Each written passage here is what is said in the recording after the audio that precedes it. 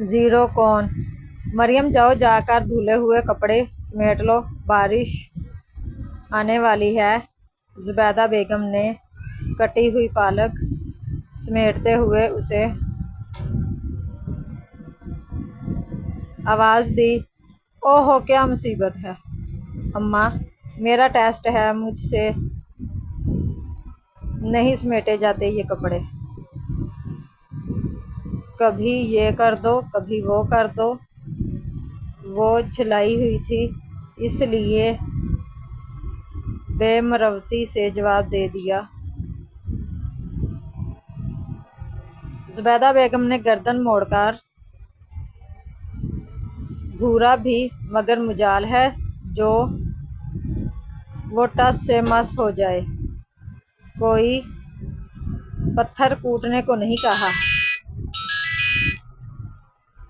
जो इतने नखरे कर रही हो। इन्हें गुस्सा आ गया, पर वो भी ढीठ थी। बेनियाजी से कंधे झुकाए और किताब पर झुक गई।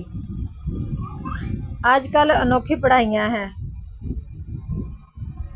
बस किताबों में सर दिए बैठे रहो।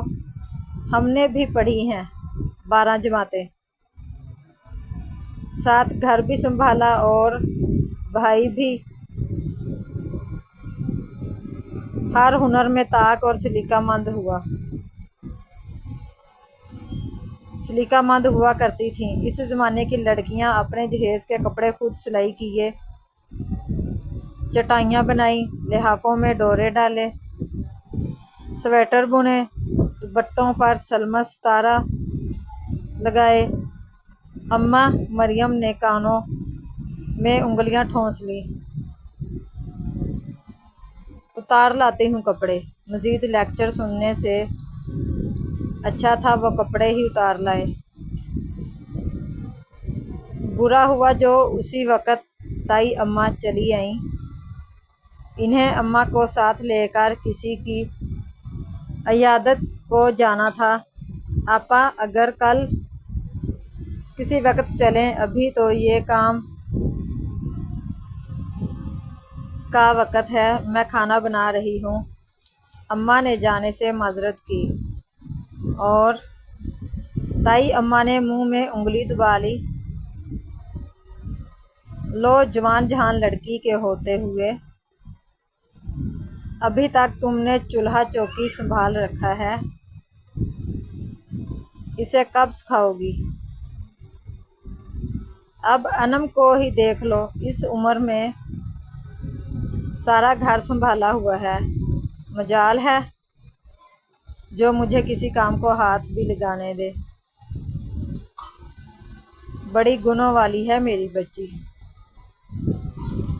मेरी अनम, बस अल्लाह नसीब अच्छा करे। अनम नामी अनमनामा शुरू हो चुका था। अब अनम घर बैठकर झाड़ू ऊंचा नहीं करेगी। अम्मा तो और क्या करेगी। जारी है बकिया हिस्सा पढ़ने के लिए रज़िया की डायरी चैनल को सब्सक्राइब कर लें